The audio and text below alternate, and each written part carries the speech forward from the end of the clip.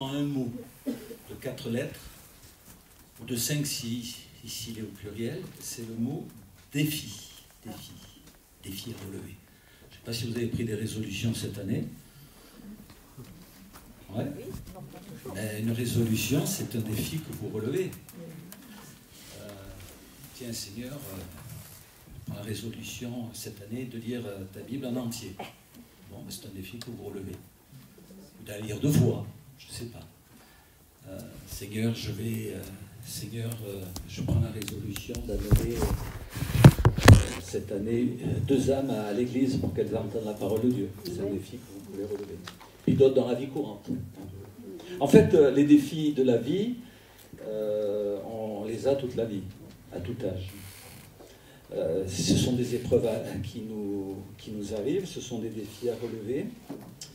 Mais avoir le désir de relever des défis, je pense que c'est un signe de bonne santé morale et spirituelle. Et d'ailleurs, l'Église, elle a de grands défis à relever, et les chrétiens aussi. Ça démontre un désir de ne pas se laisser vaincre. Un certain courage, une saine ambition. Ça permet aussi de se surpasser, d'aller plus haut, plus loin. Et puis ça apporte de la confiance dans l'avenir tout en prenant en compte les obstacles pour réussir. Alors j'ai pris la définition du Larousse. Action de défier en un combat singulier, action de défier quelqu'un, un jeu, une compétition, lancer un défi, accepter de relever le défi, mettre quelqu'un au défi. Le défi peut-être peut être négatif quand cela est à l'égard de l'autorité, défier tous ceux qui vont dans les rues et qui provoquent le gouvernement. Voilà. Il y a des défis qui ne sont pas bons, des attitudes insolentes, des bravades, et beaucoup le font aussi à l'égard de Dieu.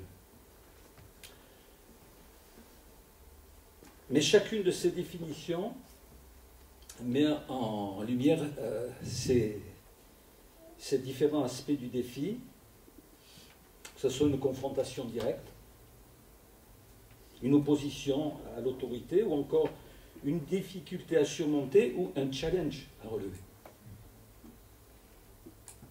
Ça peut être perçu comme une épreuve qui teste nos capacités, et le Seigneur peut nous en lancer quelques-uns dans notre vie. Nos convictions et notre détermination. C'est une invitation à dépasser ses limites, à affronter l'inconnu aussi,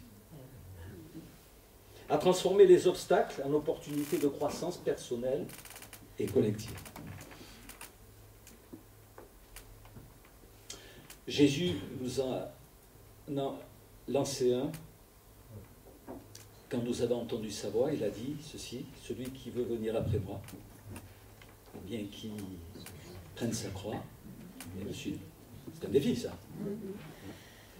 Et nous y avons répondu, et nous le relevons. Dites Amen. Amen. Alors j'aimerais voir avec vous 4 catégories de défis, différents les uns des autres, mais qui, quelque part, se complètent.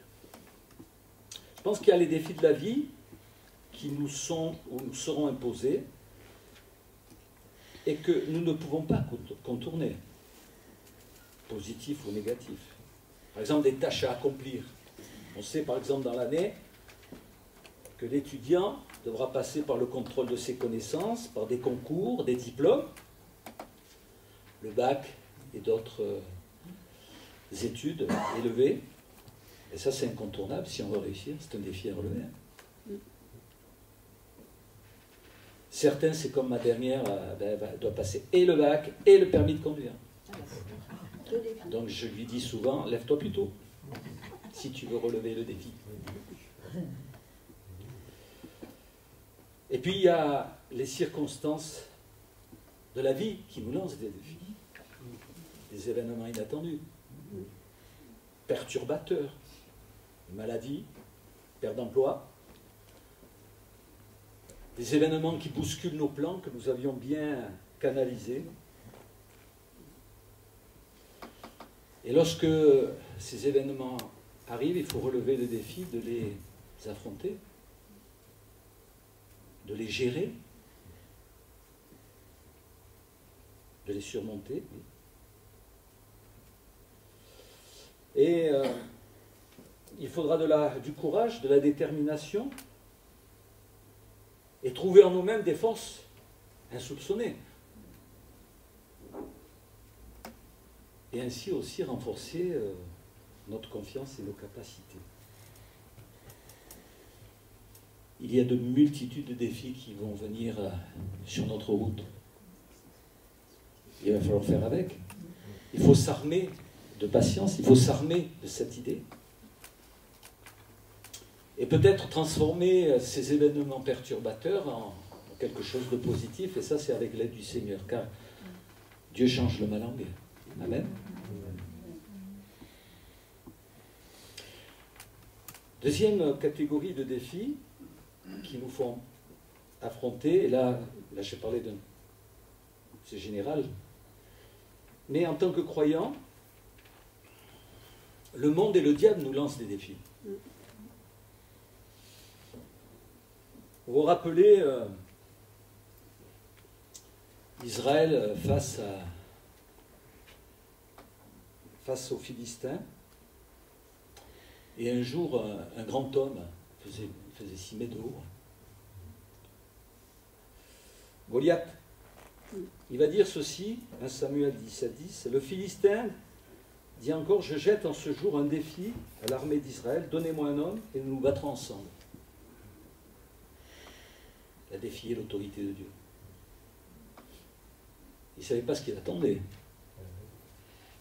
Mais c'était pour Israël une puissance impressionnante.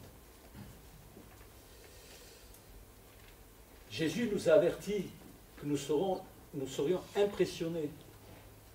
Il dira, dans Jean 16:33, je vous ai dit ces choses afin que vous ayez la paix en moi. Vous aurez des tribulations dans le monde, mais prenez courage, j'ai vaincu le monde. Alléluia. Amen. Alors un homme a relevé le défi, de ce défi, c'est David. Il était motivé par le refus d'une défaite. Oh les gars, on ne va pas les rester comme ça. Saül, qu'est-ce que tu fais? Mes frères, que faisons-nous? Et ainsi, une sainte colère, ou le désir de ne pas se laisser affronter, a motivé cet homme. Et l'Écriture nous dit ainsi, avec une fronde et une pierre, David fut plus fort que le Philistin. Il le terrassa, lui ôta la vie, sans avoir d'épée à la main. Le combat de la foi et le combat pour la foi. Ben c'est un peu ça, frères et sœurs. On va être confrontés à des montagnes. Je lève les yeux vers les montagnes, et c'est d'où viendra le secours. Amen. Et le monde va nous solliciter, le diable va nous solliciter. Il a fait à Jésus, jette-toi, il lui a jeté un défi, jette-toi en bas. Et puis des anges te viendront à ton secours.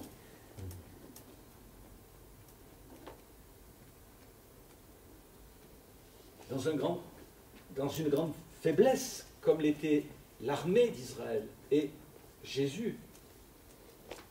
Mais le diable fait toujours une œuvre contre lui-même. Et nous sommes amenés aussi à rendre compte au monde qui lui aussi nous titille, nous tente, nous séduit. Le monde, avec sa séduction, ce sont des puissances qui nous sollicitent en permanence, nous défient pour nous affaiblir, pour affaiblir le dynamisme de notre foi, pour l'abandon de notre espérance. Eh bien, relevons le défi. On va se laisser faire. Jésus a prié le Père, il a dit, je ne te demande pas de les retirer du monde, je te demande de les préserver du mal. Et peut-être le mal qui pourrait s'abattre sur ceux qui appartiennent au Seigneur, c'est que nous baissions les bras. Il est important de développer une force intérieure qui nous permet de résister aux diverses sollicitations, à ces propositions, ces défis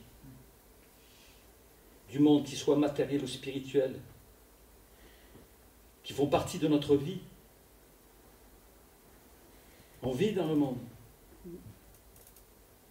Et Jean dit que nous ne pouvons pas aimer le monde.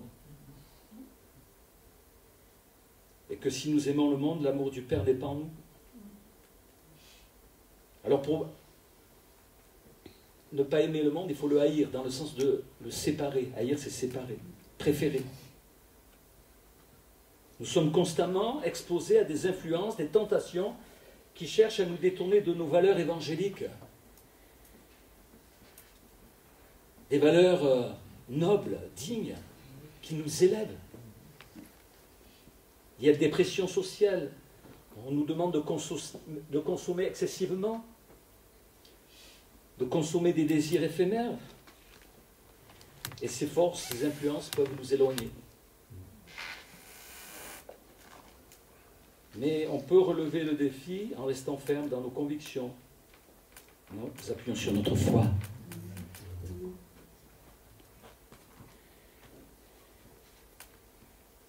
Et nous pourrons surmonter ces épreuves. Il y a un homme qui a lancé un défi au monde qui lui proposait certaines, je dirais, avantages. Cet homme, c'est Daniel. Je ne parle pas du frère qui est là. Quoique il aurait pu le faire aussi. Daniel releva un défi de ne pas partager l'aîné du roi. Le contexte, Nebuchadnezzar, roi de Babylone, va marcher contre Jérusalem et va l'assiéger. Et donc il va faire des prisonniers. Et le roi donne alors d'amener des enfants d'Israël de race royale, de famille noble, de jeunes garçons sans défaut corporel. Enfin, le haut du panier, quoi. Ben, c'est nous. Beaux de figure, doués de sagesse, d'intelligence et d'instruction, capables de servir dans le palais du roi, et à qui l'on enseignerait les lettres et les langues des Chaldéens. Donc, ils étaient en train de prendre les forces vives d'Israël. Et le roi assigna pour chaque jour une portion des mets de sa table, les habitués, du vin dont ils buvaient, voulant les élever pendant 3 années, au bout desquelles ils seraient au service du roi. Donc, pendant 3 ans, ils seraient nourris, logés, enseignés. Et donc il y avait Daniel, Anania, Miskaël et Azaria. Et il faut savoir que à Babylone, cette nourriture, ces boissons païennes, étaient dédiées aux idoles. Et en consommer revenait à s'associer aux honneurs rendus aux divinités.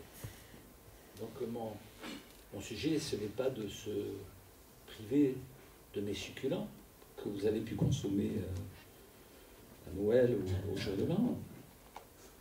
Car Paul dira, on peut manger de tout ce qui se trouve au marché sans s'enquérir de quoi que ce soit, car ce n'est pas un aliment qui nous rapproche de Dieu, ce n'est pas un aliment qui nous éloigne de Dieu. Mais ici, il y avait un contexte spirituel et un contexte culturel et spirituel mêlé. Et donc Daniel garda son cœur et va refuser tout compromis. Il connaissait la loi, Daniel. Il chérissait la parole de Dieu. Il a serré contre son cœur pour ne pas pécher contre Dieu. Et il va se rappeler de cette parole dans Exode 34, 15 qui disait « Garde-toi de faire alliance avec les habitants du pays de peur que, se prostituant à leur Dieu et leur offrant des sacrifices, ils ne t'invitent et que tu ne manges de leurs victimes. » Donc Daniel lance un défi. On va le lire ensemble. Regardez dans Daniel 1,8. Voici ce qui est dit. Daniel, c'est ça? Ben moi j'en ai un de défi à vous lancer. Regardez. Daniel 1,8. Daniel résolut de ne pas se souiller par les mets du roi, par le vin dont le roi buvait. Alors Daniel dit à l'intendant, à qui le chef des eunuques avait remis la surveillance de Daniel, de Anania, de Miskaël et d'Azaria, éprouve tes serviteurs pendant 10 jours, et qu'on nous donne des légumes à manger et de l'eau à boire. Tu regarderas ensuite notre visage et celui des jeunes gens qui mangent les mets du roi. Et tu agiras avec tes serviteurs d'après ce que tu as vu. Il leur accorda ce qu'ils demandaient et les éprouva pendant 10 jours. Au bout de 10 jours, ils avaient meilleur visage et plus d'embonpoint que tous les jeunes qui mangeaient les mets du roi. L'intendant apportait les mets et le vin qui leur étaient destinés, il leur donnait des légumes. Dieu accorda à ces 4 jeunes gens de la science, de l'intelligence, dans toutes les lettres, de la sagesse. Et Daniel expliquait toutes les visions et tous les songes. Amen. Vous voyez? Daniel s'est dit, non, non. Vous voulez voir, vous faites ça, moi je vais faire autrement. Et nous aussi, nous pouvons être sollicités par des propositions alléchantes qui peuvent nous être offertes, susceptibles de compromettre notre salut. Bien, il nous faut adopter une ligne de conduite stricte, rigoureuse, dont Jésus veut nous amener aussi à être enseignés pour être des disciples. 3 ans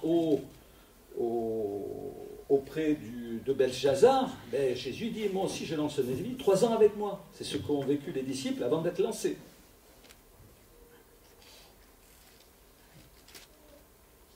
Et tout comme Daniel et ses compagnons, qui ont su démontrer leur détermination, leur volonté, leur foi, en choisissant de ne pas se souiller avec les mets du roi, nous aussi, nous pouvons et nous devons maintenir une vie pure et disciplinée.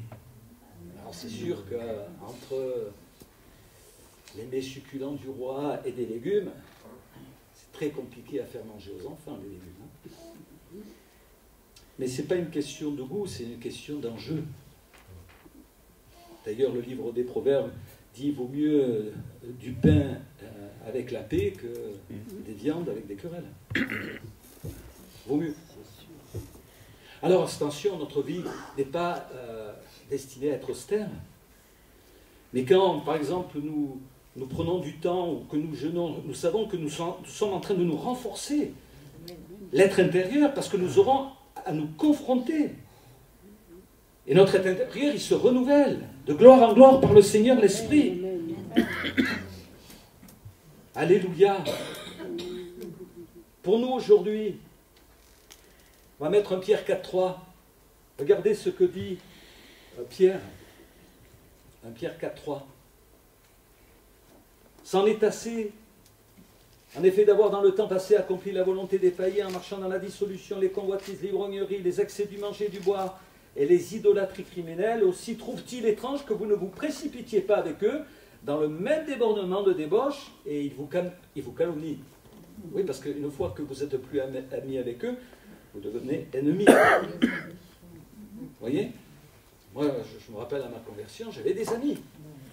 Je faisais des choses que je n'avais pas développées, mais qui ne glorifiaient pas le Seigneur. Donc je m'en suis débarrassé. Je suis allé du côté de la lumière, marchant dans la lumière, je ne regarde plus en arrière. Mais mes amis, quelquefois, ils me disaient « tu viens pas ?» C'était tentant, et puis je devais dire non. Vous voyez? Parce qu'on me proposait des activités qui ne pouvaient pas être dans la lignée de la pensée de l'Évangile. Et là, c'est sûr que ça crée des problèmes. Et ce sont des défis à relever. Qu'est-ce qu'on veut? Qu'est-ce qu'on veut? Regardez 1 Pierre 2.12. Voilà ce qu'il nous est dit. Ayez au milieu des païens une bonne conduite, afin que là même où ils vous calomnient, comme si vous étiez des malfaiteurs, ils remarquent vos bonnes œuvres et glorifient Dieu au jour où il les visitera. Car Daniel, lui, alors qu'il avait relevé le défi, qui en est allé chercher lorsque Belchazzar a eu ses visions? Personne. Ils étaient tous embrouillés dans leurs pensées spirituelles diaboliques. Et le roi, il n'arrivait pas à trouver une solution spirituelle, mais Daniel, lui, il avait jeûné. Daniel, lui, il avait pris du temps. Et Daniel, il s'était séparé. Il s'est dit, non, moi, je ne marche pas dans cette combine. Et Dieu l'a éclairé, Dieu l'a visité, Dieu l'a inspiré. Et de ce Daniel que l'on voulait se servir un peu comme voilà, un serviteur qui serait comme cela de temps en temps au service du roi, il va y avoir une différence. Et cette différence, c'est que, a été à l'origine de cette différence, c'est que Daniel n'a pas voulu de compromis. Et ne pas faire de compromis, c'est un défi à relever, frères et sœurs. Alors attention, il ne faut pas être non plus... Il faut avoir de la sagesse. Il Il faut sentir si nous-mêmes, nous allons être, en étant impliqués, nous allons, eh bien, peut-être attrister le Saint-Esprit, ou même sentir que ce n'est pas bon. Il ne faut pas se séparer de ses amis et dire, voilà, on ne se voit plus. Mais il faut savoir aussi avec quoi nous allons partager. Et ce que le monde nous propose, est-ce que c'est bon pour moi? Est-ce que c'est bon pour mes enfants? Vous dites amen à cela? Amen. Amen. Troisième catégorie de défis, les défis que nous nous lançons.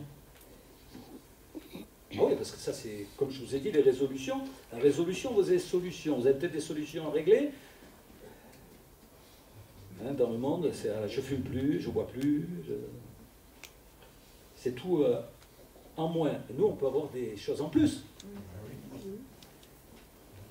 Et quand le défi est lancé, il faut le relever.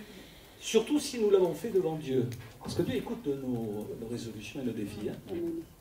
David dira, j'accomplirai mes vœux envers l'Éternel en présence de tout le peuple. Alors, un défi, ça peut être un challenge, se dépasser, progresser dans tel ou tel domaine, avoir la gagne. Ce que disent les jeunes. J'ai repris une expression des jeunes, avoir la gagne.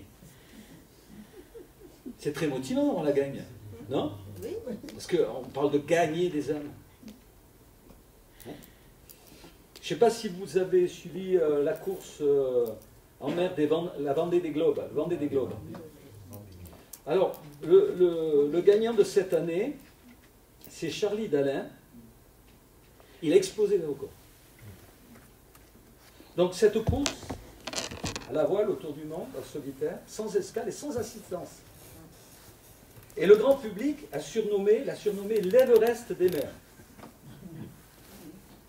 Ils doivent parcourir une distance de 40 075 km, c'est à peu près le tour de la Terre. Et l'année dernière, ce même vainqueur est arrivé premier. Mais il a été recalé à la deuxième place parce que celui qui venait derrière est allé sauver un autre navigateur qui était dans la détresse. Oui. Donc ils ont fait le décompte de ce qu'il avait dépensé, ils ont fait la différence, et en fait c'est le second, et il s'est retrouvé premier. Et Charlie Dalin, il a dit, bon, ben, c'est comme ça, l'année prochaine, je recommencerai, et je gagnerai. C'est ce qui est arrivé.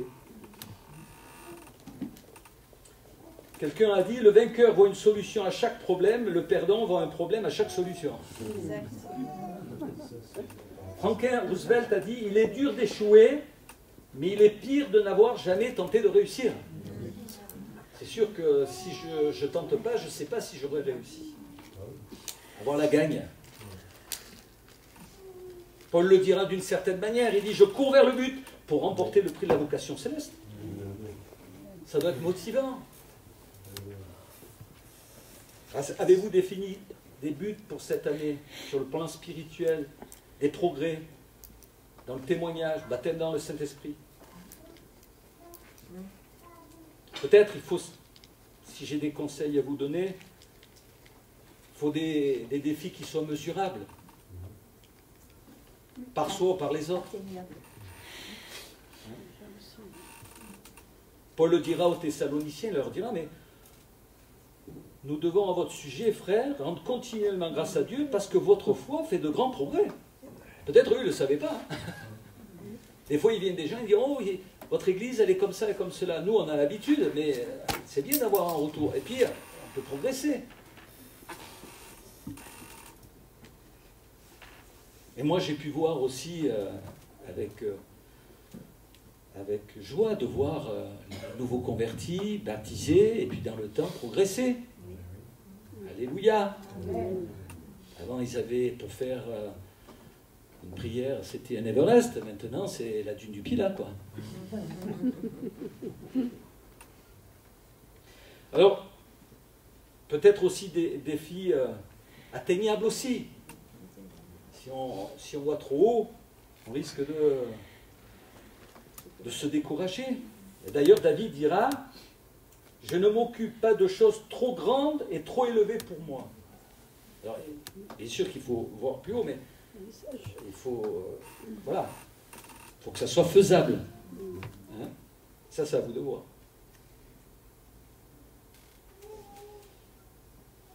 Jésus dit, car lequel de vous, s'il veut bâtir une tour, ne s'assied d'abord pour calculer la dépense. Voilà. Est-ce que je vais le faire? Est-ce que je vais pouvoir le faire?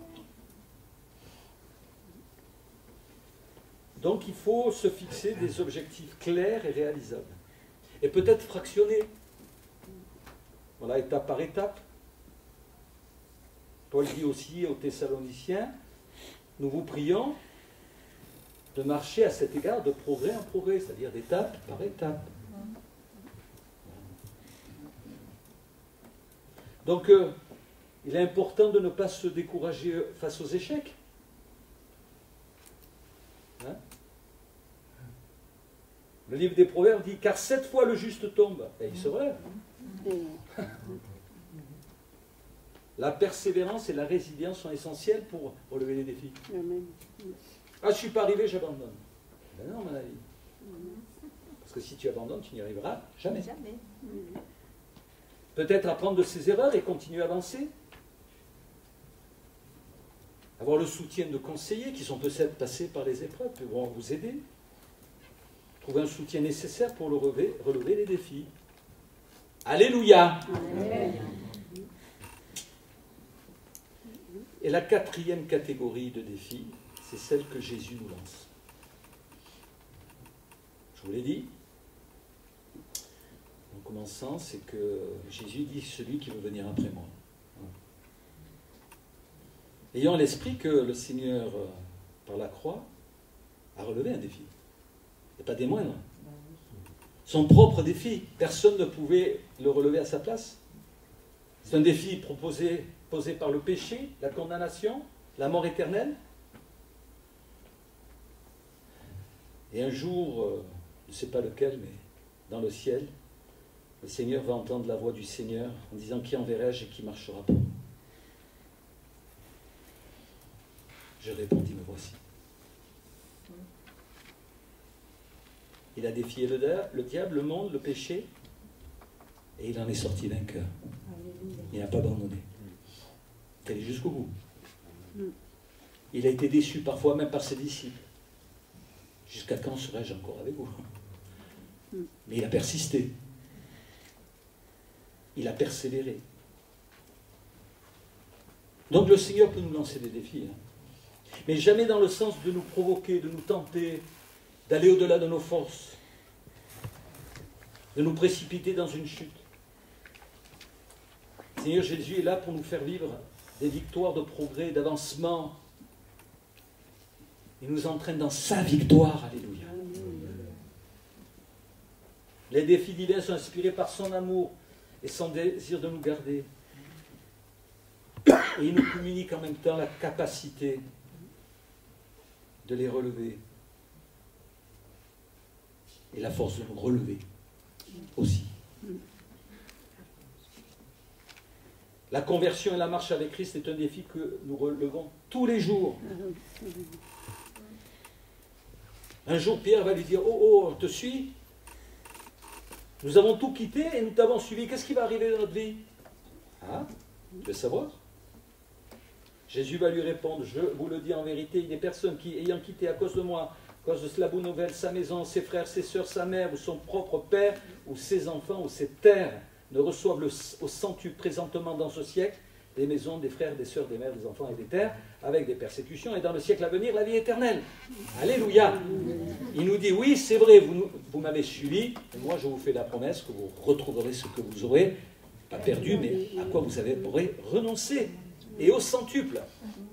Et ce que sa bouche dit, sa main l'accomplit. Jésus n'est pas un homme pour mentir.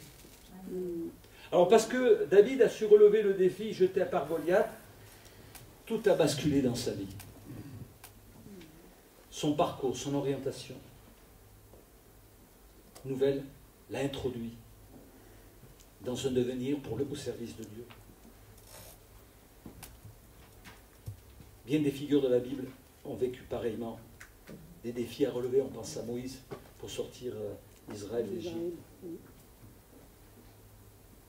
Parce que Daniel et ses amis ont relevé le défi de se garder purs, Dieu les a gardés dans la fournaise. Et si vous les regardez tous, Jésus y compris, ils étaient dans un grand état de faiblesse.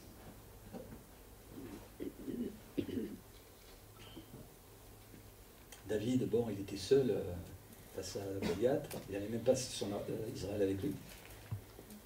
Il était seul devant Goliath. Daniel, il était prisonnier, enfin, ils étaient captifs. Daniel va se retrouver dans la fosse aux lions. Même les lions n'ont pas voulu le manger. Pas parce qu'il était comestible, mais c'est parce que Dieu avait dit, eh ben non, tu ne touches pas à mon élu. Mais Daniel et ses amis étaient dans un état de faiblesse. Quand on leur a dit, vous allez rentrer dans la fournaise, ils ont dit, ah ben non, nous on a la force de ne pas y aller. Ils ont dû rentrer dans la fournaise. Et Dieu les a gardés. Un grand état de faiblesse. Et j'aime beaucoup cette parole de l'Apocalypse. Regardez, dans Apocalypse 3.10, je l'ai déjà cité, mais c'est important, l'église de Philadelphie. À l'église de Philadelphie, la seule église qui n'a aucun reproche. Les autres, elles ont tous des biens, mais des reproches. Celle-ci, elle n'en a pas. Parce que tu as gardé la parole de la persévérance en moi, je te garderai aussi à l'heure de la tentation qui va venir sur le monde entier pour éprouver les habitants de la terre. Alléluia. Mais un peu ce que dit Dieu. Il dit, moi je t'ai vu, tu as fait comme Daniel, tu es resté sans compromis. Je t'ai vu comme David, tu n'as pas voulu laisser le monde t'affronter. Et pourtant tu as peu de puissance. Peu de puissance peut-être financière, peut-être d'influence dans la ville, mais cette église devait avoir une puissance intérieure qui lui permettait d'être d'abord agréable au Seigneur et de résister aux assauts du diable et des tentations. Alléluia. Tu as gardé la parole de la persévérance. Et lorsqu'il y aura une tentation qui va venir sur le monde, ça va être une tentation terrible. C'est quoi cette tentation? C'est peut-être de se trouver devant des forces tellement puissantes qu'on va se réfugier en elles. Vous connaissez le syndrome de Stockholm? Que tout d'un coup, nos ennemis deviennent nos amis. Et Jésus dit, non, toi, quand la tentation va venir, qu'il y aura une puissance qui va venir, moi je te garderai. Alléluia.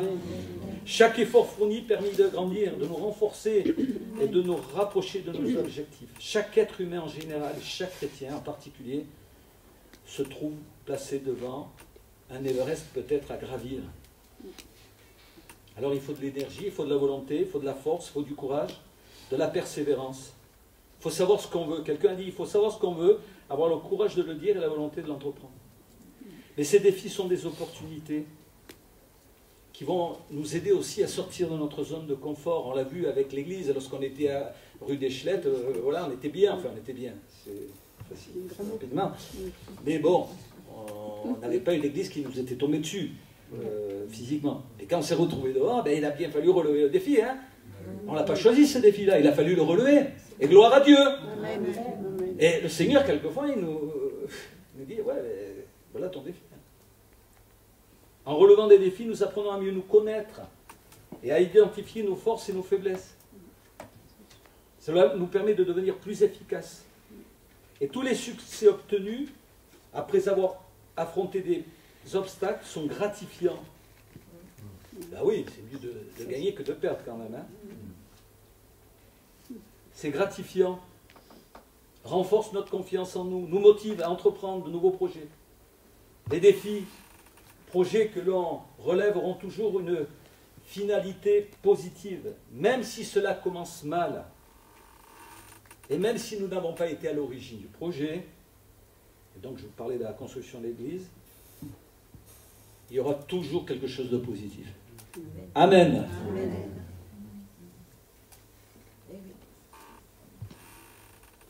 Et lorsque il y a un échec, c'est vrai qu'on apprend plus dans nos échecs que dans nos succès. Hein. Ben, ça nous permet de mieux rebondir et repartir. Les défis offrent également une occasion précieuse de travailler en équipe. Ils renforcent la collaboration, l'entraide et permettent de tisser des liens plus solides avec les autres. On l'a vu à la construction de l'Église, hein. Ça a renforcé les liens. Hein. Et ça, le diable, il ne peut pas le briser. Hein. L'entraide permet de tisser des liens plus solides avec les autres. En partageant nos expériences et nos compétences, eh bien, on peut surmonter des obstacles plus rapidement. Dire aussi, il ne faut pas rester seul. Dire, bon, moi, je fais le défi de le faire tout seul. C'est dangereux. Relever des défis nous rend plus humbles aussi et reconnaissants au Seigneur. Même des petites victoires deviennent une source de fierté et d'accomplissement personnel.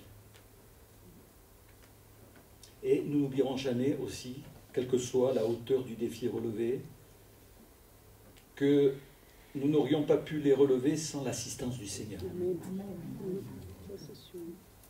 C'est ainsi qu'on apprend à apprécier le chemin parcouru et les efforts consentis, ce qui peut enrichir notre parcours de vie, et puis nous prépare à affronter les défis futurs avec plus de sérénité, parce que les défis, ça ne s'arrête pas, c'est comme le jour, le soleil qui se lève.